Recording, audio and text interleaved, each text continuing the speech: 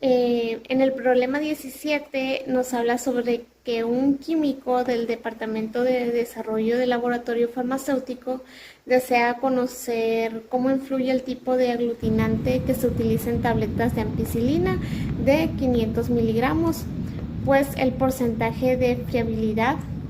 Para ello se eligen los siguientes aglutinantes: es polivinilpirrolidona, carboximetilcelulosa sódica y grenetina. Pues los resultados del diseño experimental son los siguientes. Y la pregunta es, ¿cuál de los tratamientos presentó menor porcentaje de friabilidad? En el problema 17 nos habla sobre que un químico del Departamento de Desarrollo del Laboratorio Farmacéutico desea conocer cómo influye el tipo de aglutinante que se utiliza en tabletas de ampicilina de 500 miligramos, pues el porcentaje de friabilidad. Para ello se eligen los siguientes aglutinantes: es polivinilpirrolidona, carboximetilcelulosa sódica y grenetina. Pues los resultados del diseño experimental son los siguientes. Como objetivo queremos determinar cuál de los siguientes aglutinantes utilizados en tabletas de ampicilina produce el menor porcentaje de frialdad, con el fin de optimizar y formular la garantización de calidad y estabilidad del producto final, dándole respuesta a la pregunta anteriormente planteada. Para este experimento, en donde se requiere estudiar cómo el tipo de aglutinante afecta en el porcentaje de frialdad en las tabletas de ampicilina, se requiere de un diseño factorial. En el sistema, la variable independiente es aquella que se manipula o controla durante este experimento para observar su efecto sobre la variable dependiente. Pues en este caso el tipo de aglutinante utilizado en las tabletas es la variable independiente. Hay tres tipos de aglutinantes: PVP, CMS y grenetina. La unidad experimental es la entidad en donde se aplica el tratamiento. En este caso son las ampicilinas de 500 miligramos, para saber su variable de respuesta. La variable dependiente o de respuesta es la que se mide o se observa cómo los resultados hacen cambios en la variable independiente. En este experimento es el porcentaje de friabilidad de las tabletas de ampicilina, que es lo que se quiere evaluar para ver cómo cambia con los diferentes tipos de aglutinante. El modelo matemático que describe este experimento es el siguiente, donde y J es el porcentaje de friabilidad que se observó para la I, en donde la repetición es la J del tratamiento de aglutinante. Tenemos la mu, que es la media global de todos los tratamientos, es decir, pues el promedio general de la friabilidad sin considerar efectos específicos de los aglutinantes. Después tenemos alfa, que es el efecto del tipo de aglutinante cada uno de los aglutinantes, que se muestran cómo cada uno afecta esta friabilidad en comparación con la media global. Y después tenemos epsilon, pues este es el error experimental que reflejan las variaciones aleatorias de los tipos de aglutinantes. En el caso de las hipótesis, nos dice que en la hipótesis nula los tratamientos aplicados no afectan el porcentaje de frialdad de las tabletas. En hipótesis alterna nos dice que al menos un tratamiento que se aplicó presenta una afectación en el porcentaje de frialdad.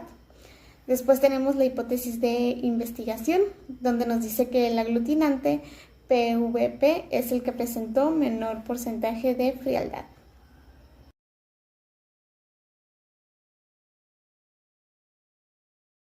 En la gráfica de distribución de Fisher podemos notar que hay una zona de aceptación de 0.95 y una zona de rechazo de 0.05. Dado que nuestro valor P fue de 0, donde la hipótesis nula es menor que el nivel de significancia comúnmente utilizado de 0.05, pues lo lleva a rechazar. Significa que hay evidencia suficiente para concluir que al menos uno de los aglutinantes tiene un efecto diferente sobre el porcentaje de friabilidad, que sí afectan de manera significativa a la friabilidad de las tabletas de ampicilina. Lo primero que tenemos que hacer es seleccionar los datos y organizarlos por el tipo de aglutinante, en este caso son 3, y su repetición, 5 de cada uno de los aglutinantes. Después el porcentaje de frialdad de cada uno respectivamente. Lo seleccionamos para copiar y pegarlo en el software de StatGraphics.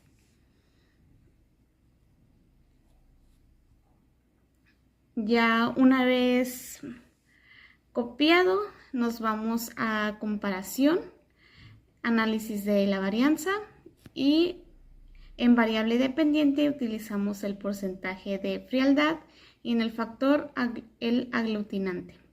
Aquí nos arroja su análisis, en donde nos vamos en el librito amarillo y seleccionamos contraste de múltiple de rango y varianza con la tabla ANOVA.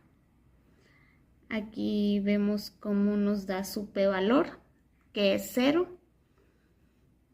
Y después nos vamos a los gráficos, en donde tenemos que seleccionar su gráfico de medias para ver cómo las medias son diferentes en los tipos de aglutinantes. Y sus residuos para los supuestos posteriormente. Ok, entonces obtuvimos un valor de 0, por lo que nos dice que nuestra hipótesis nula se tiene que rechazar. Comparando las medias de los 3 tratamientos, el aglutinante CMC tiene la diferencia más alta con otros tratamientos. Por esto, lo que podría sugerir que tiene un efecto mucho mayor en la friabilidad en comparación con los otros aglutinantes. PVP y grenetina parecen tener diferencias de medias un poco más pequeñas. Esto indicaría que su efecto en la friabilidad es menos pronunciado en comparación con CMS. Para la prueba de normalidad lo haremos con las hipótesis de Shapiro-Wilks. Y aquí nos vamos a descripción, después en datos numéricos y análisis unidimensional, en donde en datos pondremos los residuos y en selección el porcentaje de frialdad. Después tenemos este análisis, pero nosotros nos vamos a los gráficos y elegiremos el gráfico de probabilidad, pues es el que nos interesa, en donde podemos observar que los puntitos están apegados a la línea. Entonces, para asegurarnos de que haya una normalidad entre los datos, nos vamos al ajuste de distribución con los residuos y le damos a aceptar, para que aquí nos vamos al libro amarillo, en donde seleccionamos test para la normalidad y nos vamos a identificar su p-valor, que aquí nos dice que es 0.42. Entonces quiere decir que la hipótesis nula se acepta, ya que debe de ser mayor a 0.05.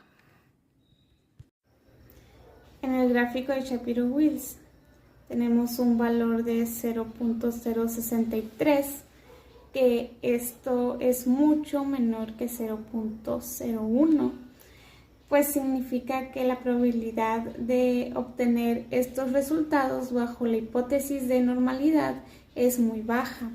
En otras palabras, los residuos no siguen una distribución normal, pues su nivel de confianza es del 99%, que corresponde a un nivel de significancia de 0.01, porque 1 menos 0.99 es igual a 0.01. Entonces, si el valor P es menor que 0.01, entonces rechazamos la hipótesis nula, pues esto implica que con un 99% de confianza podemos afirmar que los residuos no siguen una distribución normal. Para el gráfico de Bartlett necesitamos la tabla ANOVA, en donde nos vamos al librito amarillo y seleccionamos contraste de varianza. Aquí nos arroja su p-valor de 0.88 y este es el contraste de Bartlett. En el gráfico de Bartlett nos da una p-valor de 0.88. Esto tiene un mayor nivel de significancia habitual de 0.05, pues no tenemos suficiente evidencia para rechazar la hipótesis nula. Nos sugiere que no hay una diferencia significativa entre las desviaciones típicas o las varianzas de los porcentajes de friabilidad entre los tratamientos de aglutinantes. En la prueba de Durbin-Watson nos vamos a dependencia, después damos clic en regresión lineal y en el caso de las Y debemos poner el porcentaje de frialdad y en X sus residuos. Aquí vemos cómo nos arroja un valor de 0.59, pues este estadístico es para detectar la autocorrelación entre los residuos.